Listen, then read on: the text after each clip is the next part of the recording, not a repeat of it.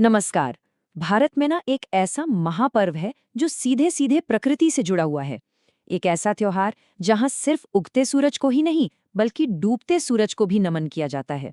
जी हाँ, हम बात कर रहे हैं छठ पूजा की, जो आस्था और तपस्या का एक अद्भुत प्रतीक है। तो चलिए आज इस पावन त्योहार की गहराई में उतरते हैं। देखिए, इसे सिर्फ एक त्योहार कहना मतलब पूरी तरह से सही नहीं होगा। ये तो एक गहरी आध्यात्मिक साधना है, जो शुद्धता, अनुशासन और सात्विकता पर आधारित है। एक अलग ही लेवल की भक्ति है ये। तो फिर सवाल ये उठता है कि आखिर इन 4 दिनों में, इस कठोर अनुष्ठान में होता क्या है? जो व्रती होते हैं, मतलब जो व्रत रखते हैं, वो किन-किन पड़ावों से गुजरते हैं?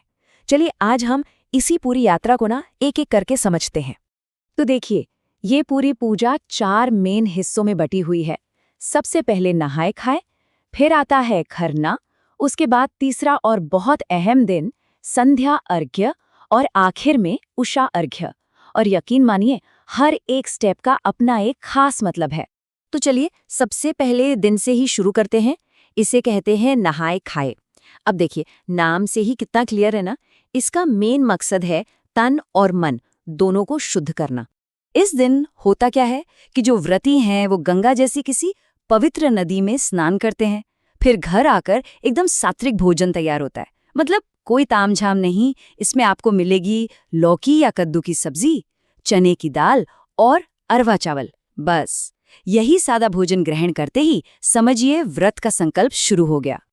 ठीक है, तो अब आते हैं दूसरे दिन पर, जिसे कहते हैं खरना। और यहीं से जो अनुशासन है ना, वो और भी ज्यादा सख्त हो जाता है। समझिए कि असली व्रत की तैयारी अब शुरू होती है। खरना के दिन व्रती पूरे दिन, मेरा मतलब है पूरे दिन, निर्जला उपवास रखते हैं। पानी की एक बूंद भी नहीं। और फिर शाम को जब सूरज ढल जाता है, तब मिट्टी के चूल्हे पर आम की लकड़ी की आग से गुड़ वाली खीर और रोटी का एक बहुत ही खास प्रसाद बनता है।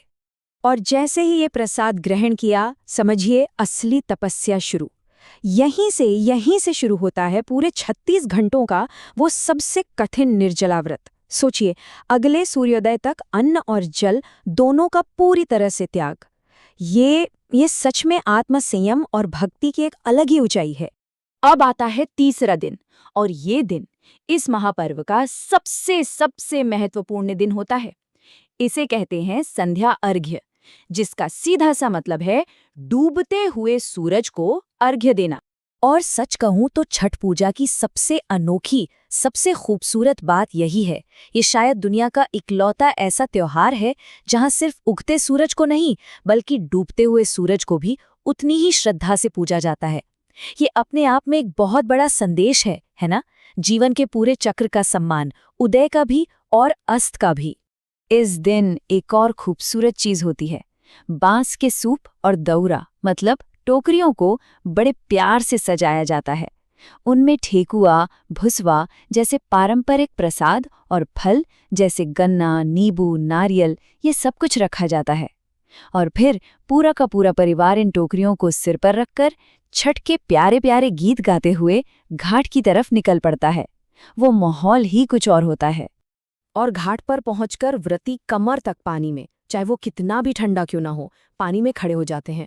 और फिर डूबते हुए सूरज को दूध और जल से अर्घ्य देते हैं। वो जो नज़ारा होता है ना, वो भक्ति, आस्था और समर्पण का एक ऐसा संगम होता है जिसे शब्दों में बयां करना मुश्किल है। बिल्कुल अविश्वसनीय। तो चलिए अब हम पहुंचते हैं इस महापर्व के आखिरी और चौथे दिन पर। इसे कहते हैं उषा अर्घ्य।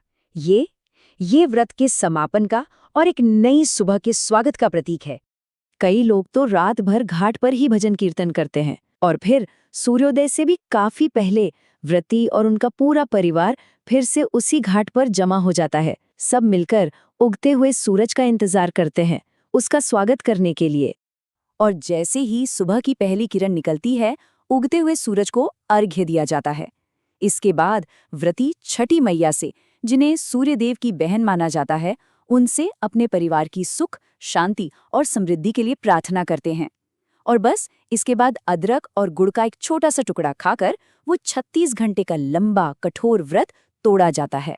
इसी रस्म को कहते हैं पारण। तो आप देखिए, छठ पूजा सिर्फ एक पूजा या एक धार्मिक अनुष्ठान भर नहीं है, इससे कहीं ज्यादा है।